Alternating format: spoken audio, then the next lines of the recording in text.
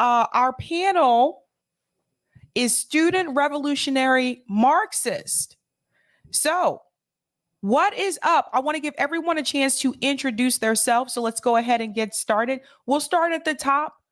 Go ahead and introduce yourself, and where is your location? Hi, I'm Ryan, and I'm in New York City. All right, Ryan, welcome. Hey everyone, I'm Katie calling in from Oakland. Oakland, the Bay is in the house. Next, the gentleman in the hat and the glasses. Hey, I'm Maheen. I'm from Amherst, Massachusetts. What's up, Massachusetts? Me too. And next. Hey guys, I'm Sam, also calling in from Boston. I'm Harrison. All right, so Massachusetts is representing. I have to tell you guys, you may have already heard this from Maya. My goal is to really motivate and organize the students because there's so many colleges here in Massachusetts, well, in New England altogether, but particularly in Boston, right? There's a lot of colleges here. I worked in higher ed, and there were things I wish I could talk to the students about in reference to socialism and Marxism, but because of my job at the time, I could not do that. So now it's different because I can do that, but I don't work there anymore. So I want to hear from you guys. Please explain to everyone, what is Revolutionary Marxist Students and why was this organization created? Feel free to jump in. I can share a little bit, maybe others can jump in too. Basically the idea is that students are kind of in a divided position. Some students come from working class backgrounds, others from middle class, petty bourgeois backgrounds, even some from the ruling class, especially at elite institutions. Students can go either way, really. They can see their stars aligning with the ruling class, join the professional managerial class, maybe even pretend to be progressive, work as a director at a nonprofit, or run a pro-democratic party YouTube channel, for example, as we see many doing. Or they can join with the working class and the oppressed people and join in the revolutionary struggle to overthrow the capitalist system. And the hope is really to encourage students to take that seriously, that they need to see their life as about serving the people, joining the struggle, transforming society. That's a very brief overview. Maybe others can fill in more. Awesome. I think, did you want to go ahead and say, I can see you, yeah, bottom right, go ahead. You're just going to add, because also in a lot of college campuses, people, a lot of students who are interested in Marxism, maybe heard about different things in social media, and but also they don't have so much of a clear sense, just because that just get talked about a lot on campus, and especially in a lot of leftist circles too. So then we saw a need to at least start this group to at least provide something for that. Awesome. I want to go ahead and share your website here. I'm just going to go ahead and share my screen. Again, it really warms my heart to see young people discussing Marxism, because sometimes I think, there's too much focus on the two-party system. So here's your website here. It says Revolutionary Marxist Students. Here's a picture here. This is outside of Tufts University. For people who are not aware, Tufts University is technically in Medford, but part of it's in Somerville. It's confusing, but it's in Massachusetts. And it looks like this is a protest against Raytheon. So I really appreciate you guys doing these types of actions too, because in reference to climate change, we talk about climate change often, but let's be real. The military industrial complex is the largest single most polluter, right? So it's good that you're protesting against companies like Raytheon or Lockheed Martin. So I just want to scroll through here. It says, welcome to the official website of the Revolutionary Marxist Student Organization. We are a US-based revolutionary organization of Marxist students with active groups at several universities across the country. So if you're watching this and you're a student, notice that they're active in several universities. Revolutionary Marxist students published the student journal Red Horizon, covering a variety of topics from a Marxist perspective in an attempt to provide theoretical clarity for student politics and counter the current swamp of liberalism. So let's go ahead and talk about Marxism. Why did you decide to get into Marxism? And I ask this question because some people say that people are becoming Marxist now because it's popular. So we want to get into a little bit of theory today. So why did you guys decide that you were a Marxist? And please tell everyone about your political background, your political journey. Feel free to jump in.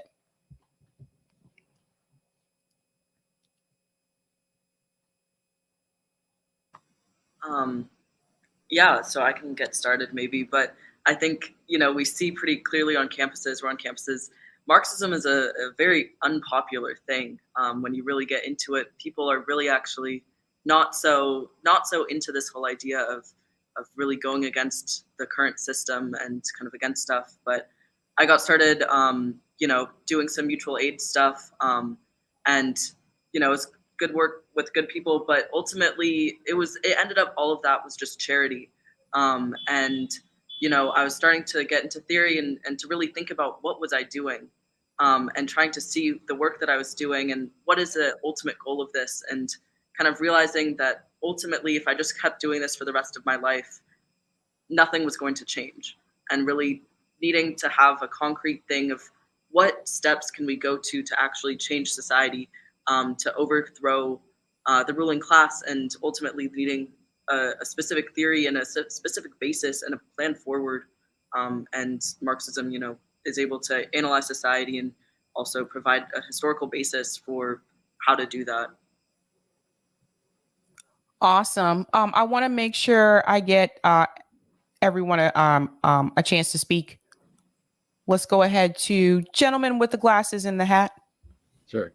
Yeah, so my entry into politics sort of default with my parents. When I was a little kid, they were Democrats and liberals, so that was sort of the milieu that I was around, sort of. And I wasn't so keyed in on different political things until really COVID hit, and I was really wondering what's going on in this world. Like, why is the economy shutting down? Why is there so much repression? The George Floyd protests were really popping off, and I wanted to get a sense of why is it that there isn't actually things getting done in the system, and started questioning. And I was talking to a few people online. We started discussing these things about Marxism. What is the state about? What is the ruling class out to do? How does this capitalist system really function? That got me wondering, like, this things need to change ultimately. And I had come from something of a scientific background, studying computer science and trying to have that scientific outlook of the natural world, but also I wanted to see what would be the best way to also understand society. And Marxism really provides that scientific outlook. We want to change the world through really understanding the different forces, through understanding the material world, really. And so started studying more and decided, it's not just about studying, but we have to actually practice to change. And that's really the core of Marxism, is that you have to be involved within the process of changing society in order to actually continue to advance to the more equal society, and also gain a deeper understanding of it. So that's sort of what shaped my development into seeing Marxism and participating in the revolutionary movement. Awesome. Let's go to Ryan. Yeah, well, I'm a little older than some of the others on the panel, so kind of a big thing that clarified to me that the Democrats were, to put it frankly, full of shit was the when Chelsea Manning leaked the Iraq war logs. And I had been really excited about Obama. I grew up in the Bush era. And then it was like, he's doing the same things. At first, I was justifying it, oh, well, the Republicans, Mitch McConnell. And then I couldn't anymore when I saw what was really going on in Iraq. And I didn't really have a clear sense of where to go from there. Went to some protests, got involved a little organizing on campus. When Eric Garner and Michael Brown were killed, I got really kind of involved in activism. But a lot of what I was doing was spinning my wheels. We were trying to make change, and as quickly as a group would come together, it would fall apart. we weren't able to, in different circles I was in, really make a meaningful impact. And for me, one of the things that really clarified a lot was learning about the revolutionary Marxist movement in India and the Naxalite or Maoist movement there in particular, which is a huge movement involving millions of people. And just learning, I had no idea. There's total US media blackout about this movement, but that really provided a lot of clarity for me and an impetus to study revolutionary history, how we got to where we are, why the revolutions in the 20th century were successful, and then why some of them were defeated from within, what that was all about, and to kind of see the need to, Lenin has this point that Marxism is based on a profound scientific knowledge of society, of history, and to take that seriously, which doesn't mean academic studying like we do in college, but means really going amongst the people, investigating what's going on in different situations, piecing that together. So that was kind of something of my trajectory. Awesome. KT? Yeah, I think as Maheen pointed out, it's not too hard to see things all around us in society that are really disturbing and rotten. I mean, I'm sitting here in my car because I'll go to work after this, and right in front of me are a bunch of large tree logs that one of the self-proclaimed most progressive cities in the US, Oakland, California, places in side streets to keep homeless people from parking their vans. But there's all sorts of other examples that we can point to. And I was certainly one of the people who spent a good amount of time wading around in this swamp of liberalism that you highlighted being mentioned on the website. Just trying to figure out, how do I understand and explain all of this stuff that I'm seeing around me that I do want to change. I do want to do something to get rid of it and make a better world. But it wasn't really till I started studying more of the theory and history of Marxism and different revolutionary struggles across the world that I felt confident that I actually could understand these things and change them. I know there's a quote from Lenin that I can't really repeat word for word, but he says even the ruling class, even the elites can observe and identify class oppression, but it doesn't mean that they're going to do anything about it or that they're ever going to try to really get rid of it. I think that the only way we can get rid of it is through revolutionary struggle for the working and other oppressed classes in the world. Well said, KT. I like the fact that you mentioned that even if we have elites identify the problem or the class struggle, you're right. That doesn't mean they're going to actually do anything about it. It's important that you said that. Another thing I do want to share from your website, because one of the things that we've told our audience is that it's important that you read and that you study, right? So one of the things that you guys do is that you do have study groups. And I do just want to scroll down because I want to show people where you are located as well. So Revolutionary Marxist has study groups. And feel free to jump in for any of you that want to discuss, that want to speak on this about what you actually study. But I just want to highlight the locations here. UC Berkeley, UMass Amherst, Boston University, Tufts University, Columbia University, Temple University. Feel free to jump in here, the study groups. Can you explain the significance of this? Yeah, well, I think, like was said earlier, there's a lot of confusion out there right now about what Marxism is and isn't. And the history of Marxism has been defined and advanced by struggle against various confusions. For example, Marx himself struggled against Bakunin and others. Lenin struggled against Kautsky and those in the Second International, for example, who during the First World War argued that Marxists should support their own ruling class and join the imperialist war, which was surreal. And then there was people may be familiar with the Sino-Soviet split. and what was called the Great Debate, the debate between the Soviet Union and China over the question of socialism, revolution, communism, and so on. And so today, there's a lot of confusion, like historically, but sometimes more so in the US because of DSA type politics, because of all the anti-communism in this country. People often feel Bernie Sanders is a socialist, when in fact what he's really advocating is capitalist welfare programs. So to clarify these things through study, to really get a sense of what is Marxism really about? What did Marx say? Marx said, Lenin said, for example, drawing on Marx, that you're not a Marxist unless you acknowledge the need for the revolutionary overthrow of the capitalist class, the establishment of the dictatorship of the proletariat, that is socialism, as a transit point to communist society, a society free of classes and oppression. And explaining these things, learning about here in New York, we recently did a study of the revolutionary movements in India and the Philippines, which again aren't covered in US media, but these are movements that are huge and making big advances. And in countries that the US is literally providing drones and Hellfire missiles to launch on the indigenous people there who are part of these movements. So raising awareness about those, having people take inspiration from them, because there's often a real sense of hopelessness or nihilism behind a lot of the apathy or electoralism in this country, I feel. Well said, Ryan. How many of you, and don't be afraid to raise your hand. A lot of us here came from that. How many of you came from the Bernie Sanders movement? I'm curious. Yeah. Okay. KT is like, nah. I like that you pointed that out, Ryan, because that is something I think that mainstream media gets that wrong. They identify Bernie Sanders as a socialist, and we've gone over this before on RBN.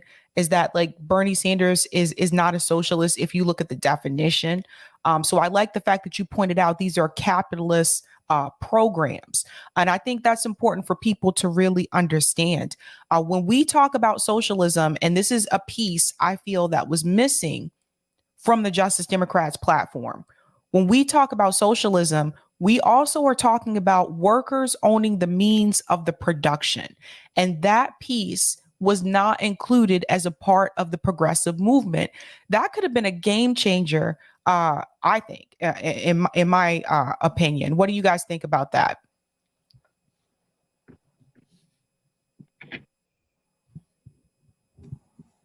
I agree, it's not included in the progressive movement, but I think it's also like they can't include it, because ultimately the workers owning the means of production goes against everything that this system is about, and so to hope that these progressive politicians would be able to put something forward as like, the workers should own the means of production, is unfortunately it's impossible for them to do. Well said. Go ahead. Sorry. So the very basic point behind the workers owning the means of production is the political power of the working class has to be there. The working class has to be the ones in charge of the state power. If the capitalist class are the ones that are creating these legislative bodies or the judicial system to rule over, the very basic things like property relations, then they're going to be setting these relations to be in line with their very basic economic outlook. So as the working class, we need to be taking the reins and really taking state power and saying that and transforming these property relations. And that's the very basic point behind socialism, is that the working class has to be in power for that to even that being the prerequisite for any sort of like ultimate change in society, right? Yeah, it really, it's really eye-opening, I think, to some people. I have to say, I actually was reprimanded for having a Bernie Sanders sticker in my office. So I couldn't, like I said, it's weird now because I was always around the college students. I was academic advisor, so I worked in universities for over 10 years.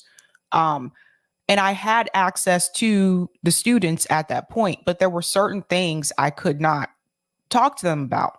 And one of it was obviously politics because it offended some people, right? But I always wanted to really energize the younger people, because I feel like you guys are the future. And I feel like you are less likely to buy into the duopoly. It's just something that I've noticed. And I want to get your take on this. What could we do? So like those of us here at RBN, what could we do to reach the college students in a better way? Could we go to campuses? Because one of the things we talked about doing was like a campus tour at some point. Do you think it would be beneficial to go to campuses to talk to students, or do you think something else needs to happen? Like, how can we reach the younger people?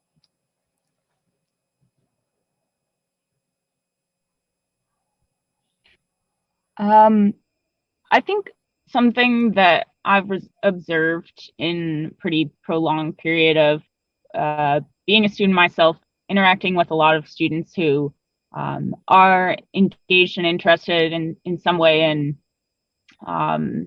social change in the broadest sense, is that there is a lot of pessimism or even nihilism that's pretty prevalent amongst students. Even if we do learn some accurate information in our coursework about how the world works, a lot of it is framed in a very kind of doomy and gloomy way that really makes people feel like change is impossible. And I have a slight disagreement. It's important as Marxists that we're able to express disagreements with those that we're working with what Sam said earlier, of like people just aren't really down for Marxism, don't really agree with it. I think a lot of people have heard a lot of weird shit about Marxism that isn't true or doesn't really resonate with the way that they see the world or what they want to see in the world. But I think that bringing some basic truth about here's why class society exists. Here's what people have tried over the course of history to do to eliminate it from our society. And here are some basic ways forward that you can engage with right now, has been a way to kind of reinfuse some spirit of optimism among some of the students that we've worked with for the past year or so. I'm not sure what kind of work that you all are involved with, but I do think that, yeah, go for it. So one of the things that we're really big on is mutual aid. So we have Rome, who's one of the members of RBN, does Tour for the Poor. So he travels across the country doing mutual aid, clothing and feeding homeless people. We are actually just getting ready to start our individual chapters in our location. So for those of you that are in the Massachusetts area, I'll be starting one here in Boston, mutual aid group, and everyone else that's a part of RBN will start one in their city. So we're really big on mutual aid. We're really big on direct action. And that's something where I really want to get that message out to the younger people, is that, you know, no one's going to save us but us. Right. And I grew up during a time where there was a man named Barack Obama. And he told us, like, yes, we can. And there's hope and change. And he served 2, presidential terms, and I didn't see any hope or change. And so for me, it's just, I think a lot of people still believe that by voting for the president of the United States, that they are really going to change this country. It's really going to impact people's lives. And the more I got to learn about politics and I saw how big money interests pretty much controls it, that's when I realized we have to do something different. And we didn't come up with this idea, obviously. The Black Panthers started, they did mutual aid. They realized a long time ago that the politicians were not going to save us. And the other thing that I really focus on is energizing people to participate locally. And I say this because for those of you on this panel that live in Massachusetts, we are a ballot initiative state. So you can go vote in November and not necessarily vote for the candidates, but you can vote for those ballot initiative questions, right? So that's how we legalized marijuana here in Massachusetts. That was a ballot initiative. That's how we were able to the fight for 15, the $15 minimum wage. Obviously, like if you look at politics on a national level, this whole fight for 15, they're years behind. We passed that in Massachusetts years ago. So this is the thing. Some of these progressive policies, I feel like we can get done faster if we focus on the local level. We focus on the state and not so much the national level. So I want to get you guys' opinion about that, like focusing on what we can do locally and helping the community. Let's go to Maheen. I think an important part of the local situation is that it also fits into a larger national picture, right? You don't have these isolated local situations. We have to also link up these different struggles and also get involved within the struggles. Like if there's something going on with working people, trade union organization, we need to be going on the ground and saying, you know, how can we get involved in the struggle at the workplace, and really working on getting the knowledge out that we as students gain in the university systems or studying Marxism, because we have some of the time to do that, and really raising the consciousness of the working class like that. Or other struggles like the housing projects, where in New York City, for example, if they privatize the New York City Housing Authority, then that's 600,000 people at the risk of becoming homeless. You know, that's a huge issue that's facing the imminent danger of the residents in the projects. And through these struggles is how we ultimately build up a larger national movement, in addition to the struggles locally. I think that's really what's important for students to get involved in, is the different struggles that are going on, and trying to raise the consciousness of the people. I want to jump in. Just a quick thought. You know, I think the issue we face at all times as revolutionaries is we need to advance and make gains for the people, win reforms of one form or another. But we need to do so in a way which doesn't deceive the masses into believing that the system can work. You know, that if we just get a little more, you know, votes, for example, or Bernie or whatever, that actually everything will be all right.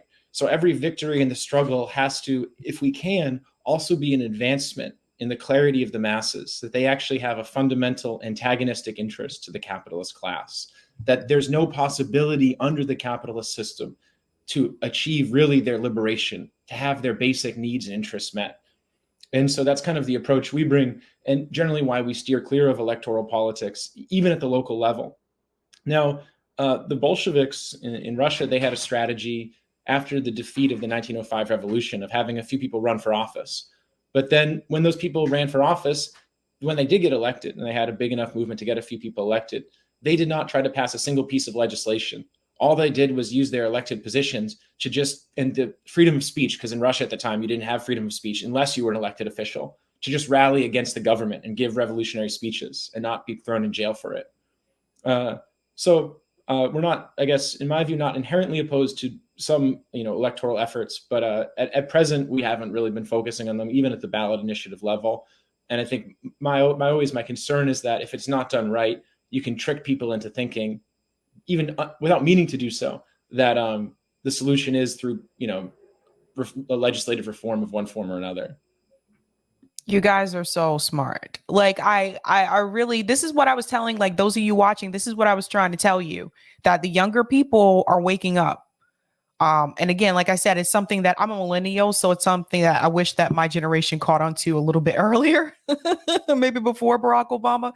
But I do want to ask you guys, how do students feel about Marxism? Like, what are some of the things that you're hearing on your campus when you try to talk to people about socialism? Do they feel that socialism is still like the boogeyman or whatever, or are they more open to it? Kind of I think thing we've seen is that for a good amount of people on campus, just talking about any political topics, not even like socialism, just like most people aren't really interested, unfortunately.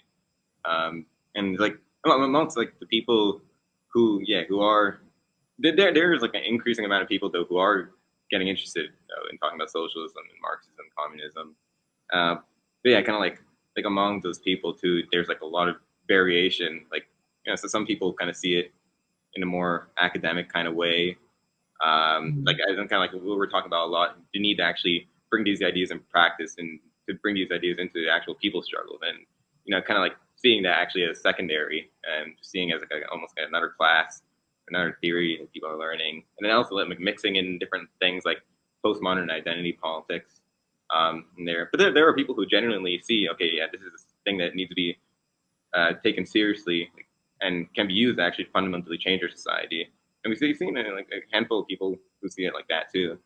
I mean, I think also, just talking to people on the street, we're able to talk about these ideas and people will agree. But then I do think that, Marxism is kind of seen as still a bit of a bogeyman for a lot of people. I do think that that's changing a fair bit. But I think that with some people, it definitely still is. And that's, something to work through. But maybe other people have Okay, Danny has a question here. Thank you so much for this question, Danny. Danny, which campus are they on? Or Here. previous campus? Yeah. Here in Boston at Boston University. Yeah. And Tufts. And Tufts, yeah.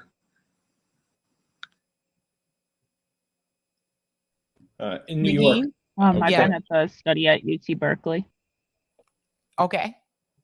UC Berkeley, UMass Amherst, and Columbia University. Columbia.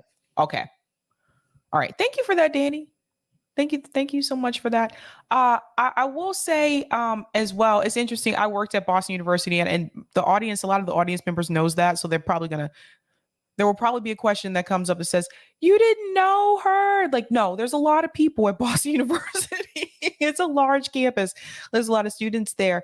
But I will say, what do you think when you look at the future, not only just for this country, but for the planet in reference to climate change? Do you think that more students are waking up to the reality of climate change, or do you think that that also is still a taboo topic?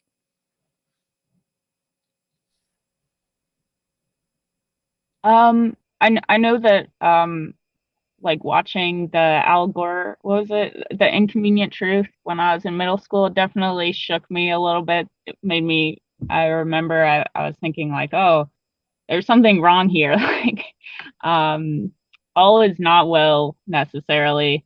Of course, it took many, many years to fully develop that clarity about why that was. But it is like a big concern that people have just talking to students on campus. I think that we've been doing some protests at career fairs, like you showed the picture of the one at Tufts against Raytheon. There's all sorts of companies that come to these fairs trying to recruit students. I mean, you have companies like Chevron or and like engineering firms that work with the big oil companies. But then you also have, on the other hand, different NGOs that promote green technology, or Tesla was recently at UC Berkeley sort of putting forward this line that they're trying to solve climate change by selling luxury electric vehicles and solar roofs to rich people. But I think that it's important to see that actually those are, in a way, two sides of the same coin, that the elites in this country, they have, like I said, some awareness and some objective clarity about the nature of class oppression in this society. And there are many students who earnestly want to do something to solve these problems. And I think these career fairs are a really good example of like the many, many different ways that such students get ultimately channeled back into the project of maintaining an oppressive class society. Because Tesla, even if it eventually does increase its productive capacities of electric vehicles to where it can actually sell these cars to working class people, will do so on the backs of working class people. We've seen that in their past production pushes, people are working 12-hour days, 6 days a week, getting injured, facing really serious health and safety problems, that the metals that are required to build the batteries for these cars are mined in countries with like active conflicts going on. And so I think we need to see that just some of these solutions that are being put forward are kind of like surface level tweaks on top of a deeper foundation of exploitative and oppressive economic forces. Do you feel that our politicians take climate change seriously? No. They can't, but by definition, I think, because of the capitalist system. And you look at Katie was saying, the green technologies, even the proposed alternatives are being developed in a capitalist fashion that destroys the environment. And not only that destroys the environment, but look at the stuff, the lithium reserves, which the minings of it's horrible. Elon Musk literally openly bragged about carrying out a coup in Bolivia to get lithium from there on Twitter. And he said, we'll coup whoever we want. So it's not just, the climate change, the imperialist loot and plunder. I mean, it's tied into the very nature of capitalist production, where the utility of the commodity that's produced, the use value, like Marx talks about in Capital, is totally secondary and subordinate to the production of profit, the value. So they really can't, under capitalism, ever resolve climate change. They can put a Band-Aid here, a Band-Aid there. But look right now, as soon as competition's heating up globally with Russia and China, the US is saying, oh, better drill, baby, drill. All the little things they were doing, which were very minor, have just gone to the wind. The Inflation Reduction Act does nothing to help climate change. And look, Obama was the one who carried out the pivot to the Pacific, a central part of which was the massive development of frack gas technology here to create US energy independence, which of course is not energy independence for the people. It's to prepare for World War III, so that the oil and gas to fund the US military is not going to have to travel on shipping lanes from the Middle East to the US. So the idea that some people put out, and I know you all have critiqued this a lot, that the Democrats are better than the Republicans, it's so absurd. They're two parties that are part of the same capitalist system, and none of them care. Well said, Ryan. How do people feel about capitalism at your universities? Because when I try to talk to people about capitalism, it's just, oh my God, you want the world, or excuse me, the government to control everything. And it's really funny to me when people bring up big government, because I always point to the police state. So if for the people who support, let's fund the police, we need more police, that's big government. So it's always funny to me that they'll make that statement, but they support the police state at the same time.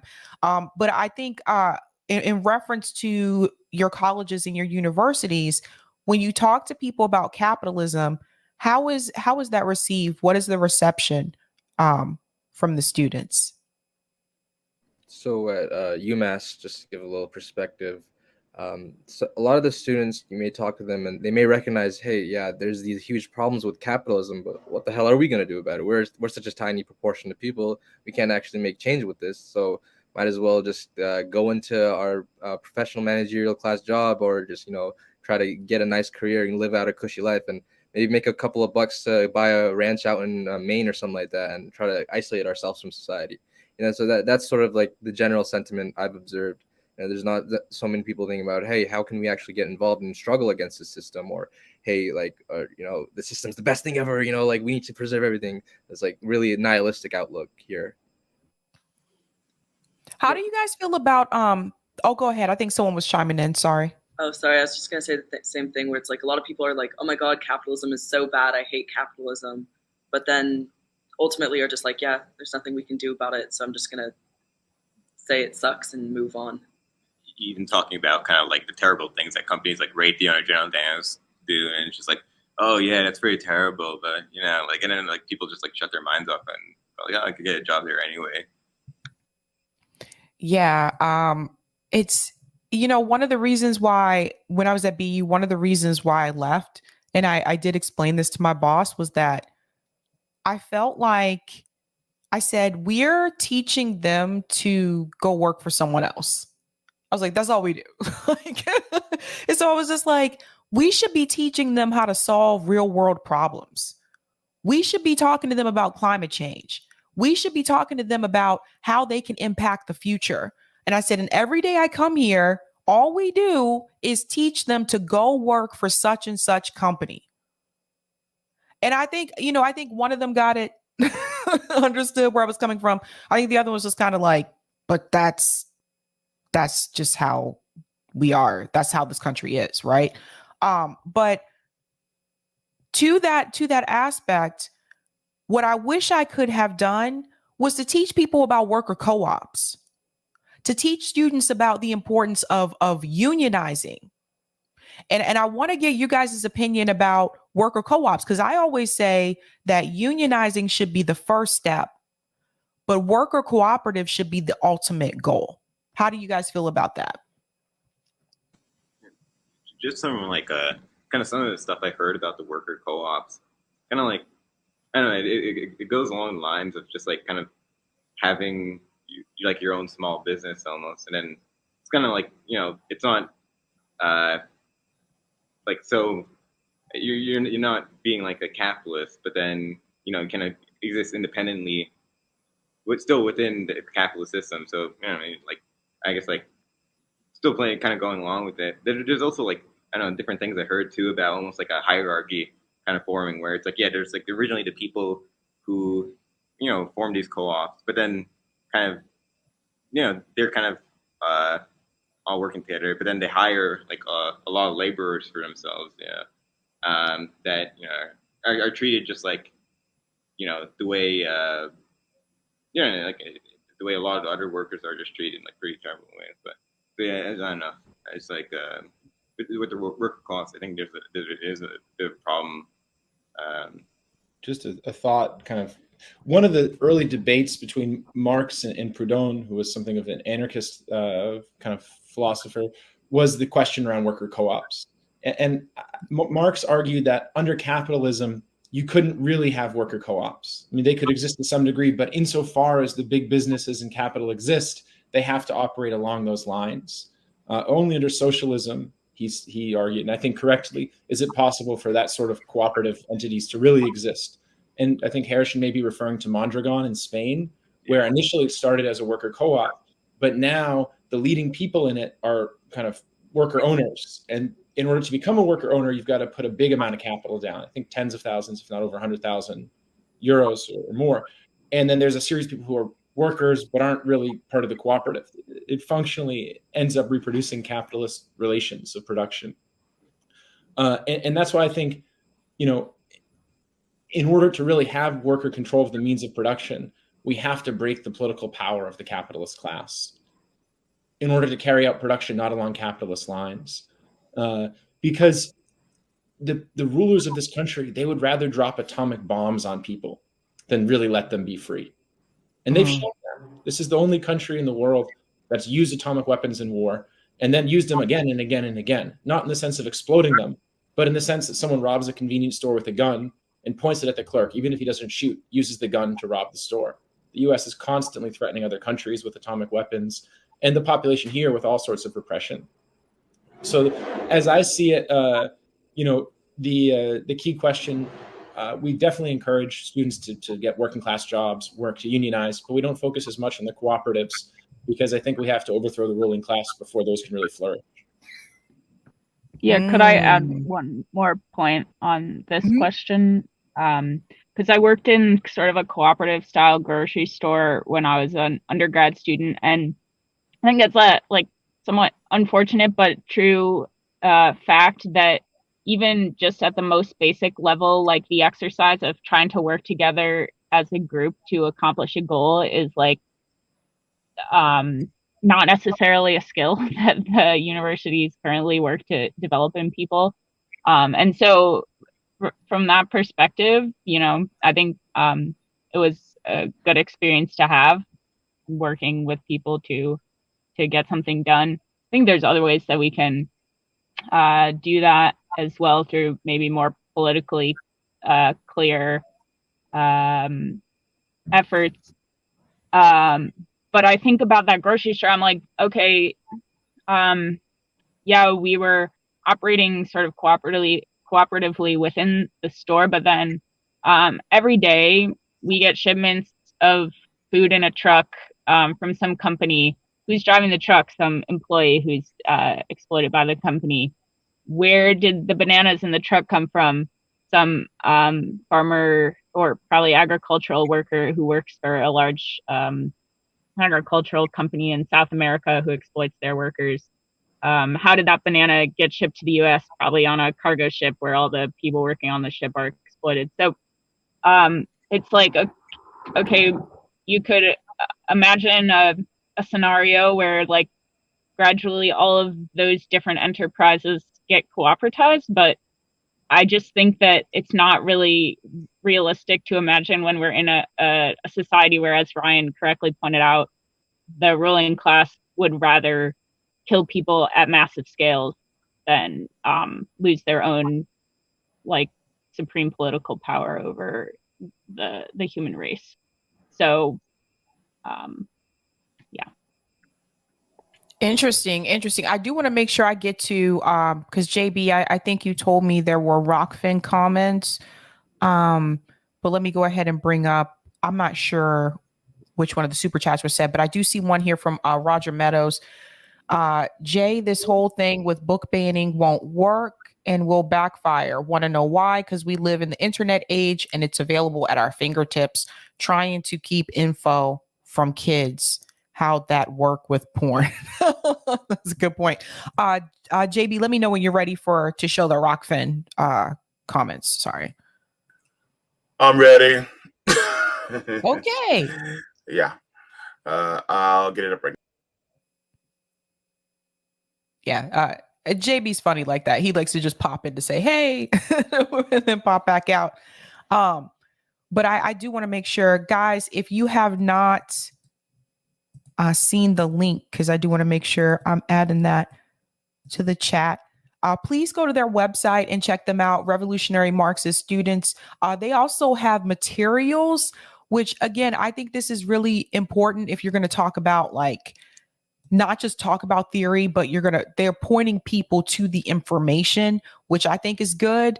If you go to their website and you click on materials, you'll see here, just scroll down, shut up and calculate, right? And so they have documents here that you can download. Tufts, the CIA and US imperialism. So this was what I knew about this, like tough halt CIA campus recruiting. Real handshake descriptions. So all this information that you can download as well. So definitely check out their website. So some of the comments on Rockfin were for the previous panels that we didn't get to because of the allotted time. Okay. But I just want to make sure I get to those before we move forward. So this is from Jacob Breismer. Jacob Breismer says, seems like the only way to really get things done and threaten power is via the court system. If Newton and Hampton were in this direction, I think that's a hint. Lawyers like a king or queen on the chessboard. Mumia is a great orator as well. Bush boycotts and civil rights brought them to their knees, as did Gandhi's salt marches and cotton boycotts. Thank you for that tip on Rockfin. And then there's another tip on Rockfin as well that I'm going to make sure I get to. This is also from Jacob Greismer. Says 101 on why to BDS Israel. A friend of Rachel Corey's thanked me for making it, and a professor told me it was important information that all students on campus should see. The mainstream media spoon feeds the masses what they want them to know and say. I can't even get people to watch a documentary, let alone read a book. This is about a 5-minute read, and he gives us a gives us a BDS flyer. So Okay. I'll read that in a little while. And then another tip on Rockfin. I wanted to make sure I get to all of them. You know, you can just hit tip, right? You know, if you go up to where it says live chat and click on that little down arrow. Yeah, that's not on the pop out version. What? Yeah, that's not on the pop out version. Unfortunately, it's not. So I wish, but unfortunately, it's not on there. See, this is something that we got to talk to people on Rockfin about. But, Okay, they're gonna have to do better. We got to do better. yeah. But thanks to everybody for your comments on Rockfin. I just want to make sure I get to those. And did you get to the other comments on fresh super chats? Let me see. I'm not sure if this one was said. Hope Oh, sorry. division. It's so good hearing all this. Thank you so much for that. The super chat, Hope. Yeah. And Thanks so then much. I also want to highlight this one. Chris Hedges is an avid supporter of BDS, and he has been punished for it. He is also a great ally of Palestinians. So, yeah. Yep. So thank you for everybody for your tips on Rockfin as well as your super chats. And that's time for me to go. Take care. Peace. All right. Okay, guys. I put your website here in the chat for people. One quick question for you before the Assange activists come in. If someone wanted to start their own chapter at their school, is that something that they could do? And how could they go about doing that if they wanted to be a part of this organization? Yeah, absolutely. People just reach out to us. Our email's on the website. You can message us on Instagram too, but email's probably better.